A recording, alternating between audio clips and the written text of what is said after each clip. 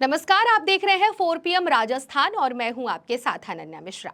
लोकसभा चुनाव में मिली बड़ी जीत से कांग्रेस के हौसले बुलंद हैं और 2 राज्यों में हो रहे विधानसभा चुनाव को लेकर कांग्रेस पार्टी चुनावी तैयारियों में जुटी हुई है और जम्मू कश्मीर में नेशनल कॉन्फ्रेंस के साथ गठजोड़ कर चुनाव मैदान में ताल ठोक रही है और पूर्ण बहुमत से जीतने का दावा कर रही है। जम्मू कश्मीर की जनता मोदी के शासन से त्रस्त है, जिसके चलते घाटी की जनता मोदी और बीजेपी के राम राज्य से परेशान हो चुकी है। घाटी में आए दिन आतंकवादी हमले हो रहे हैं।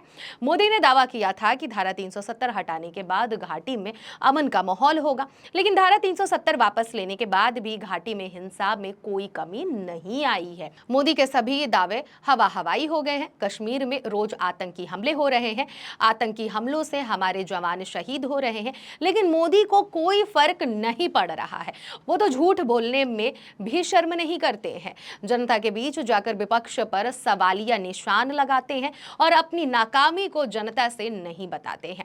बावजूद इसके जनता मोदी और बीजेपी को भली भांति समझ चुकी है और मोदी को सबक सिखाने का मन भी बना लिया है और अब ऐसा लगता है कि बीजेपी राज्यों की सत्ता में आने वाली नहीं है। वहीं जम्मू कश्मीर में हो रहे विधानसभा चुनाव को लेकर अशोक गहलोत ने बीजेपी पर निशाना साधा है और कहा कि प्रधानमंत्री को घाटी में हो रहे हमले बंद नहीं हो रहे हैं। मोदी सरकार अपने 10 सालों के कार्यकाल में आतंकवाद पर किसी तरह से कोई रोक नहीं लगा पाई है। घाटी की जनता आज भी डर के साए में जीने को मजबूर है। 10 साल के बाद हो रहे विधानसभा चुनाव में अपनी छवि वापस पाने के लिए पूरी कोशिश कर रहे हैं, लेकिन लोकसभा चुनाव के दौरान मोदी ने जनता के बीच हिंसा भड़काने का काम कर रहे थे, लेकिन मोदी के मंसूबे पर पानी फिर गया और बैसाखी के सहारे आ गए। राजस्थान में 2019 में क्लीन स्वीप करने वाले मोदी 2024 के लोकसभा चुनाव में 14 सीटों पर सिमट कर रह गए। वहीं आने वाले दिनों में राजस्थान में भी उपचुनाव होने हैं, जिसको लेकर सियासत जोरों पर है। जम्मू कश्मीर विधानसभा चुनाव पर कांग्रेस नेता और राजस्थान के पूर्व मुख्यमंत्री अशोक गहलोत की प्रतिक्रिया आई है और उन्होंने कहा कि वहां कांग्रेस के पक्ष में माहौल है। जिस तरह प्रधानमंत्री नरेंद्र मोदी जम्मू कश्मीर में अपने इलेक्शन कैंपेन के दौरान 3 परिवारों को दोष दे रहे हैं, जबकि वहां पर इतिहास बनाने वाले यही लोग हैं। प्रधानमंत्री मोदी खुद बौखलाकर बोल रहे हैं। ऐसा लगता है कि पीएम पहले ही अपनी हार स्वीकार कर चुके हैं। मोदी परिणाम आएंगे, बीजेपी को शिकस्त मिलेगी। वहीं अशोक गहलोत से पूछा गया कि विपक्षी पार्टियों की तरफ से कहा जा रहा है कि राहुल गांधी और उमर अब्दुल्ला का एजेंडा है कि आतंकवादियों को रिहा किया जाए। इस पर उन्होंने कहा कि ये सब बकवास है। ऐसी बातें बोलने में मैं समझता हूं बड़ा पाप है। फारूक अब्दुल्ला के परिवार का क्या इतिहास रहा है सब जानते हैं। राहुल गांधी का परिवार तो त्याग बलिदान की प्रतिमूर्ति है, उनके बारे में ये सोचना ही पाप है। राजनीति में आजकल बीजेपी की ओर से जो कुछ बोला जा रहा है वो बहुत दुर्भाग्यपूर्ण है और क्या कुछ कहा आप भी जरा सुनिए। माहौल कांग्रेस के पक्ष में है।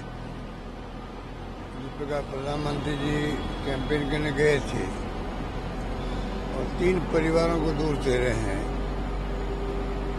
जबकि इतिहास बनाने वाले ये लोग हैं वहाँ पर आज़ादी के बाद में।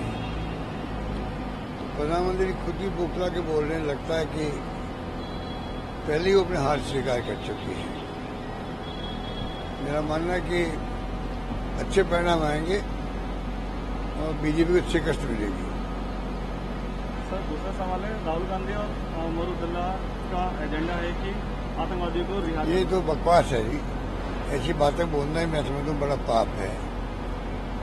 फारूक साहब का परिवार का क्या इतिहास आप सब जानते हैं। राहुल गांधी जी के परिवार तो पूरे त्याग बलिदान की प्रतिमूर्ति है। उनके बारे में ये सोचना ही पाप है। और राजनीति में जो कुछ बोला जा रहा है आजकल बीजेपी द्वारा, वो बहुत अनफॉर्चुनेट है।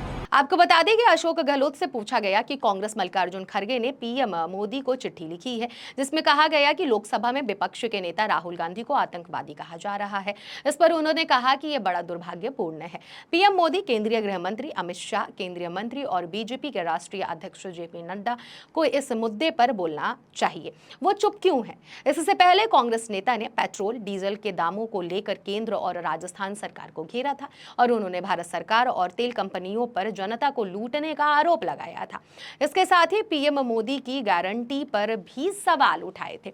देश में महंगाई ने जनता का कमर तोड़ दिया है, महंगाई ने रिकॉर्ड तोड़ दिया है। दिन प्रतिदिन महंगाई बढ़ रही है, लेकिन मोदी पर कोई फर्क नहीं पड़ रहा है।